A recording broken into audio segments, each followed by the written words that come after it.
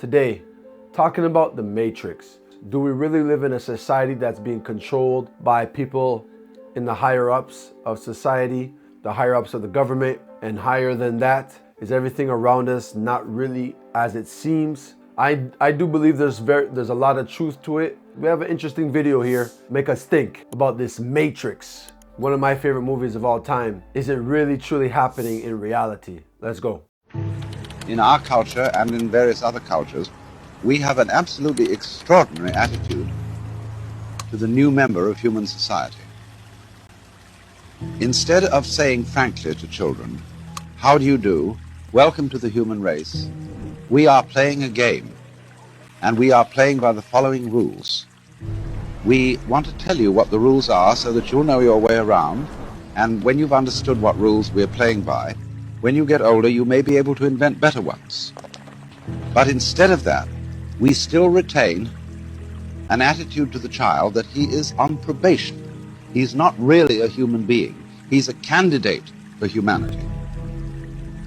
Therefore, to preserve the role of parent or to preserve the role of teacher, which is that they string you out, and in just this way, we have a whole system of preparation of the child for life, which always is preparation and never actually gets there.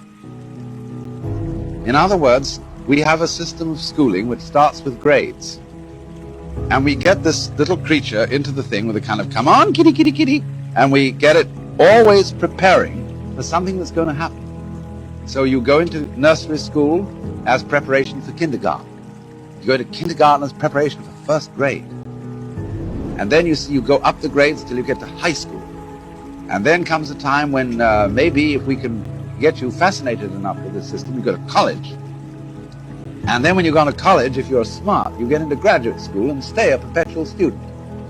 And go back to be a professor and just go round and round in the system. But in the ordinary way, they don't encourage quite that. They want you after graduate school or after graduation, commencement as it's called, beginning, to get out into the world. And so you've been trained for this and now you've arrived. But when you get out into the world at your first sales meeting, they've got the same thing going again because they want you to make that quota. And if you do make it, they give you a higher quota. And come along about the 45 years of age, maybe you're vice president. And suddenly it dawns on you that you've arrived. With a certain sense of having been cheated, because life feels the same as it always felt. And you are conditioned to be in desperate need of a future.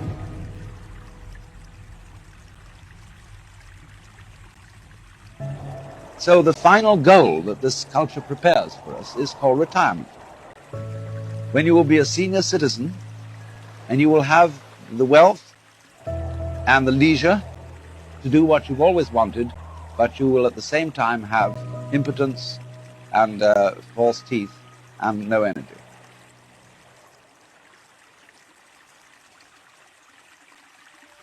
So the whole thing from beginning. I think a pivotal time for everybody, when everybody really started to think about what this world is, what's really going on behind closed doors, and was obviously during C-19 years where everybody's, well, not everybody, I should take that back. Where a few, many few, who really saw what's going on in this world. If you really see past that, who's really in control, the enemy himself against God, Lucifer, how he's playing the puppets, how he's trying to play us, and everybody moves in a certain way when we're told what to do. It does make you think. Hoax. And furthermore, some other aspects of the hoax, just for kicks. You are involved, by and large, in a very strange business system which divides your day into work and play. Work is something that everybody does, and you get paid to do it because nobody could care less about doing it. In other words, it is so abominable and boring that you can get paid for doing it. And the object of doing this is to make money. And the object of making money is to go home and enjoy the money that you've made. When you've got it, you see, you can buy pleasure. And this is a complete fallacy. money never can buy pleasure, because all pleasures depend upon not putting down a symbol of power, money, but upon disciplines. In other words, now in Sausalito, where I live, we have pier after pier full of fine boats, motor cruisers, sailing boats, all sorts of things, which nobody ever uses, because they've been bought on the falling for the ad line that if you buy this thing, you will have pleasure, you will have status, you will have something or other. But then they suddenly discover that having a boat requires the art of seamanship, which is difficult but rewarding. Therefore, nobody has time for it, and all they do with the boats is have cocktail parties on them at the weekend. And in myriads of ways, you see, you go home, we're the wealthiest people in the world, and you would think that having earned your money, you would have a great banquet and an orgy and so on, but nobody does. They eat a TV dinner, which is just a warmed-over airline food. And then they spend the evening looking at an electronic reproduction of life, which is divided from you by a glass screen. You can't touch it, you can't smell it. And you have a strange feeling, you see, that the whole procession of grades that was leading to something in the future, to that goody, that gorgeous, voluptuous goody that was lying at the end of the line, it never quite turns up.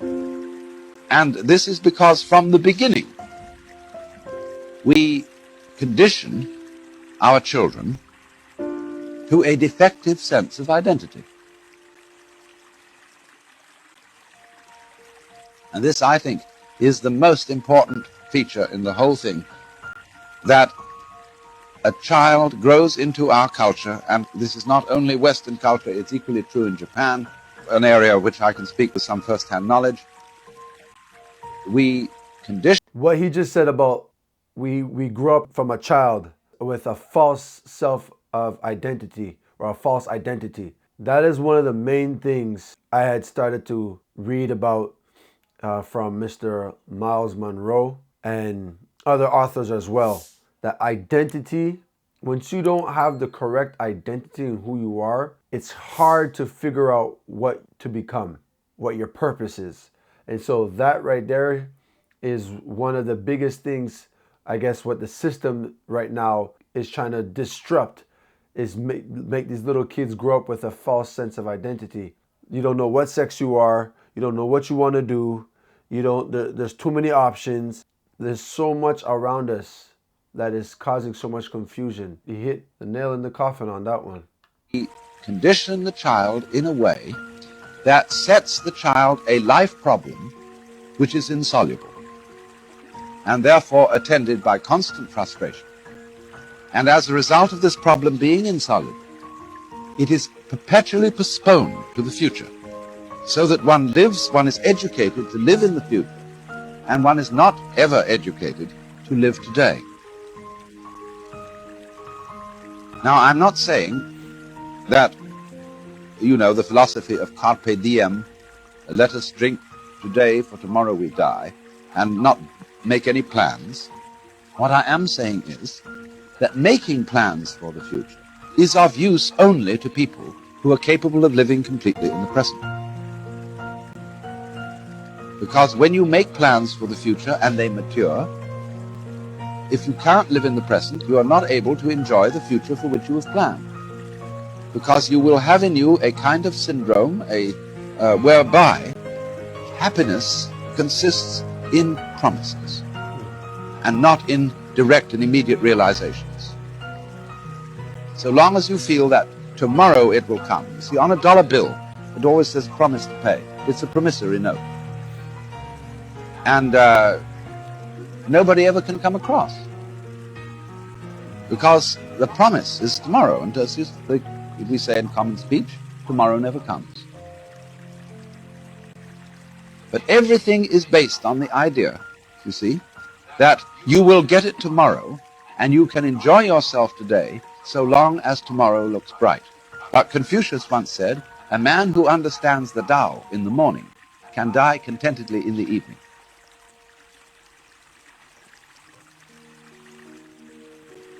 That is to say, if you have ever lived one complete moment,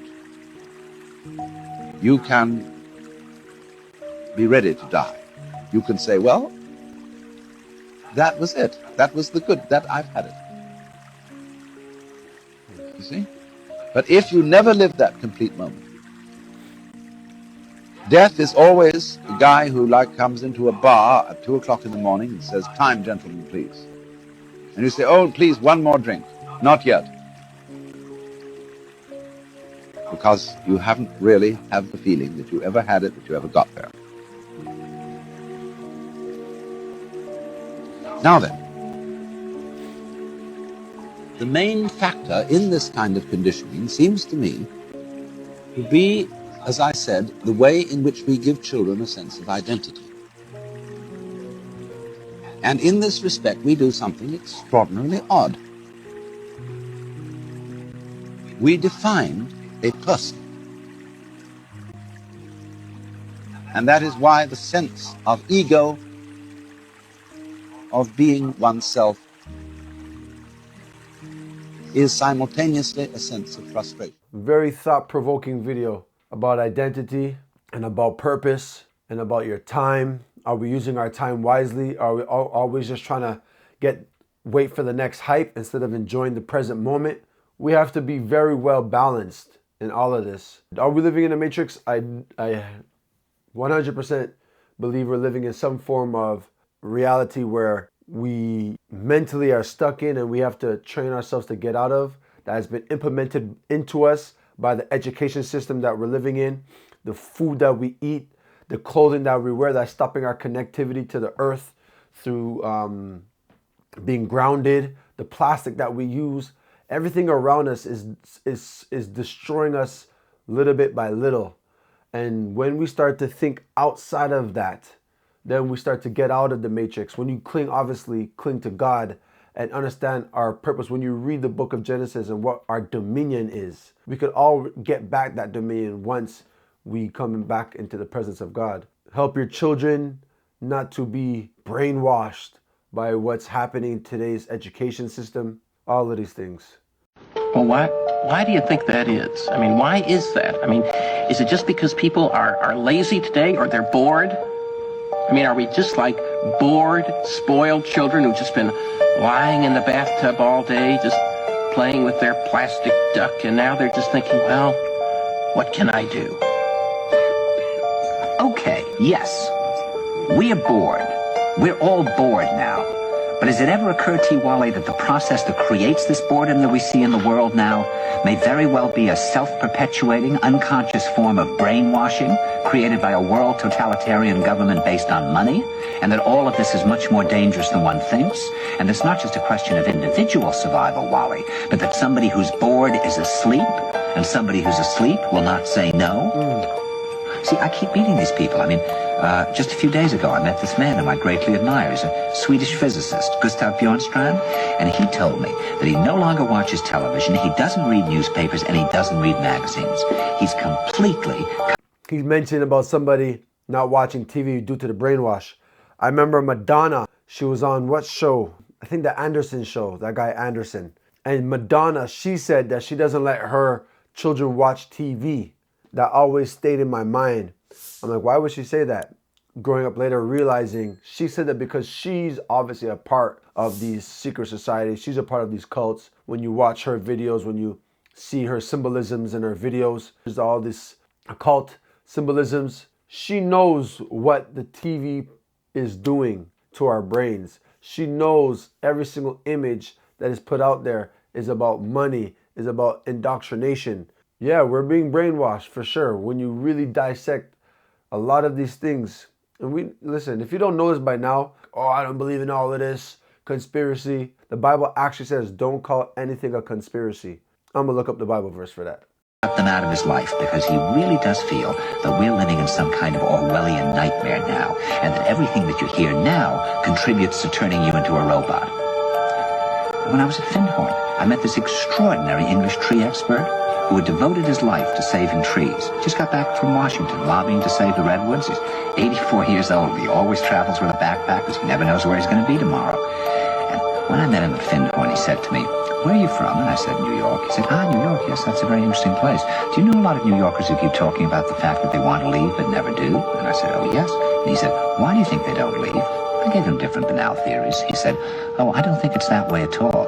He said, "I think that New York is the new model for the new concentration camp, where the camp has been built by the inmates themselves, and the inmates are the guards, and they have this pride in this thing they've built. They've built their own prison, and so they exist in a state of schizophrenia, where they are both guards and prisoners, and as a result, they no longer have, having been lobotomized, the capacity to leave the prison they've made, or to even see it as a prison." And then he went into his pocket and he took out a seed for a tree and he said, "This is a pine tree." He put it in my hand and he said, "Escape before it's too late." See, actually for 2 or 3 years now, Chiquita and I have had this very unpleasant feeling that we really should get out. And we really should feel like Jews in Germany in the late 30s. Get out of here. Of course, the problem is where to go, because it seems quite obvious that the whole world is going in the same direction. See, I think it's quite possible that the 1960s represented the last burst of the human being before he was extinguished, and that this is the beginning of the rest of the future now, that from now on there'll simply be all these robots walking around, feeling nothing, thinking nothing, and there'll be nobody left almost to remind them that there once was a species called a human being, with feelings and thoughts, and that history and memory are right now being erased, and soon nobody will really remember that life existed on the planet. There's a lot going on. Even when you look at the drive of AI, robots, and Elon Musk is presenting now with the microchip to the brain and the microchips to the hand. Everything is coming down to a system where everything is going to be controlled. Everything is going to be monitored, where you can't go here, you can't go there without them knowing, without the higher ups knowing. Look, the Bible says, "Be ye transformed by the renewing of your mind." When you read books like Matthew and Revelations and the books of Timothy, you see where this world is going and why Christ has to come again. And so, whether we believe that we live in a matrix and a society that's being controlled and all this around us, well, we're living in it. We got to be very sure of who we are, knowing that God is with us. Before I finish, I found the Bible verse that talks about conspiracies. Isaiah chapter 8. "Do not call conspiracy all that this people calls conspiracy, and do not fear what they fear, nor be in dread." So whatever people are calling conspiracy, whatever people are not calling conspiracy, open your eyes, look and see, make the right moves, don't be in fear. And so this is how we need to move. And the Bible verse I'm reading last is Romans 12:2. "Do not be conformed to this world, but be transformed by the renewing of your mind, that by testing you may discern what is the will of God, and what is good and acceptable and perfect." Transform your mind. Just like Neo in the movie of Matrix, him taking that pill, it transformed his mind. His mind was able to come out. And this is what Satan is after. This is what Lucifer is after. Lucifer is after our minds. All right? It's our minds that makes us sin. It's our minds that make us do whatever that we're doing. It's our minds that worship God or worship the enemy. With that said, keep your faith in motion.